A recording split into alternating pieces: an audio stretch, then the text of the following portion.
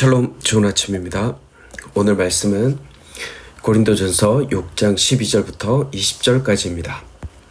모든 것이 내게 가하나 다 유익한 것이 아니요 모든 것이 내게 가하나 내가 무엇이든지 얽매이지 아니하리라.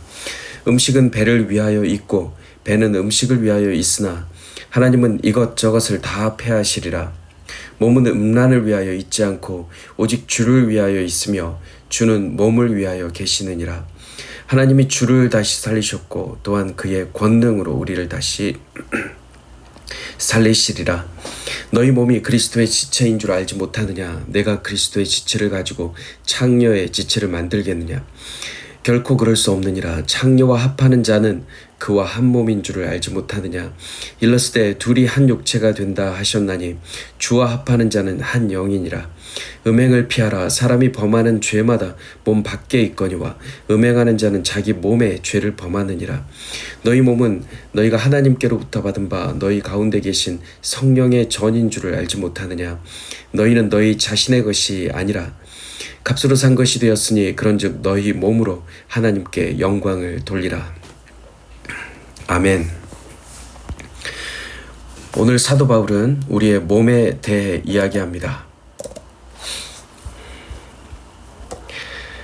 그는 말하기를 나는 모든 것을 다 할 자유가 있다. 하지만 모든 것이 다 유익한 것이 아니다 라고 합니다.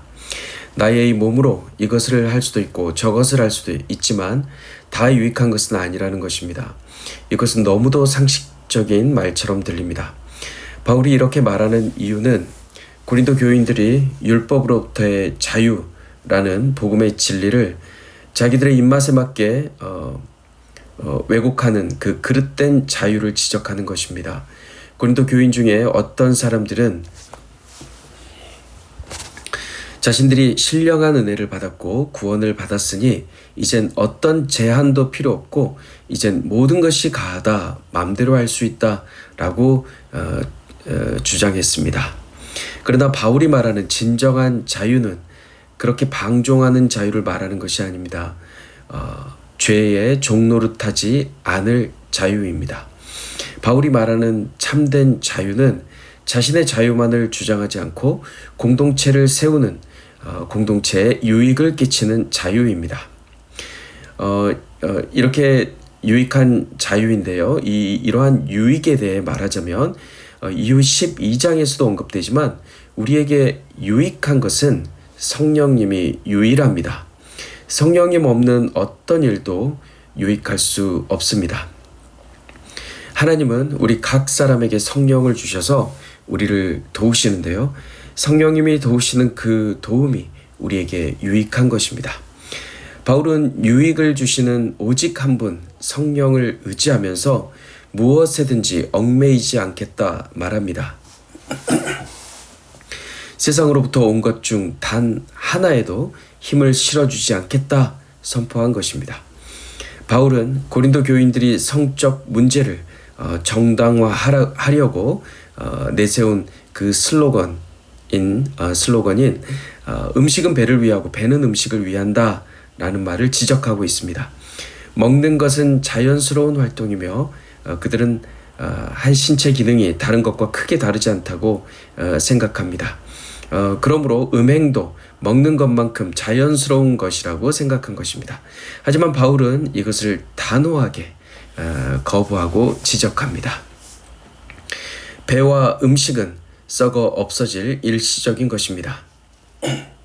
신학자 윌슨은 하나님은 우리의 이 위를 위한 영원한 계획을 가지고 계시지 않다라고 위트 있게 설명했습니다.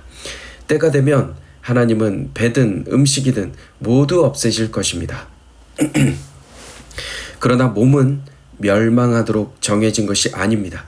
그리스도인의 몸은 변화되고 영화롭게 될 것입니다. 배와 음식 사이에 있는 것과 같은 그 방식으로 몸과 육체적 욕망 사이에는 그런 연결이 없습니다. 배를 음식을 위해 만드신 것처럼 하나님이 몸을 육체 욕망을 위해 만드신 것이 절대 아닌 것입니다. 오히려 몸은 주님과 연결됩니다. 성도의 몸은 그리스도의 몸에 연합된 손발이고 지체이며 생명으로 연합된 한 몸입니다.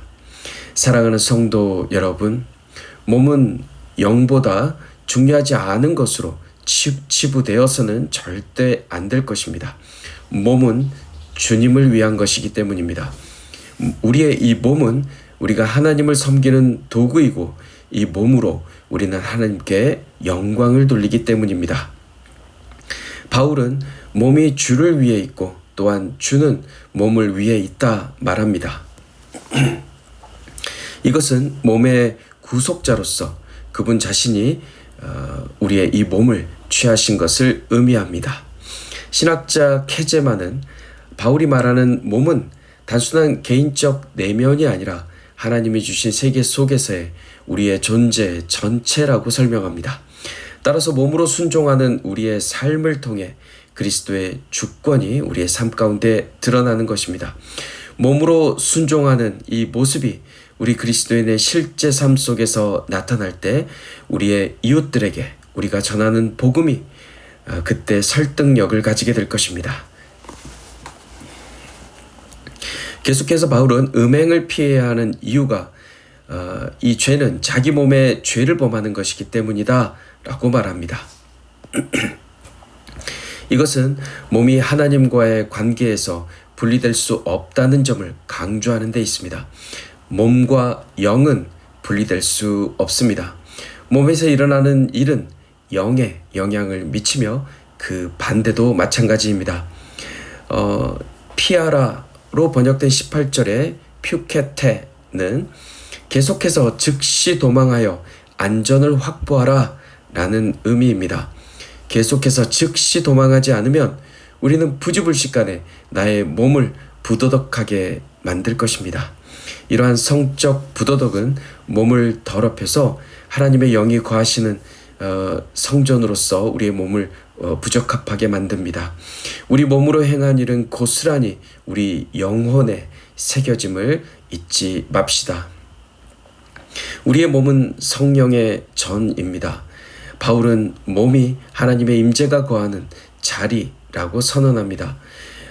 비록 이 문맥에서 바울이 개인의 몸을 가리키고 있지만 단수 명사와 복수 대명사를 함께 사용하는 것으로 봐서 공동체적 의미도 포함하고 있는 것으로 보입니다. 바울의 관심은 개인뿐만 아니라 이러한 행위가 전체 몸, 즉 전체 교회에 영향을 미치는 것에 있습니다.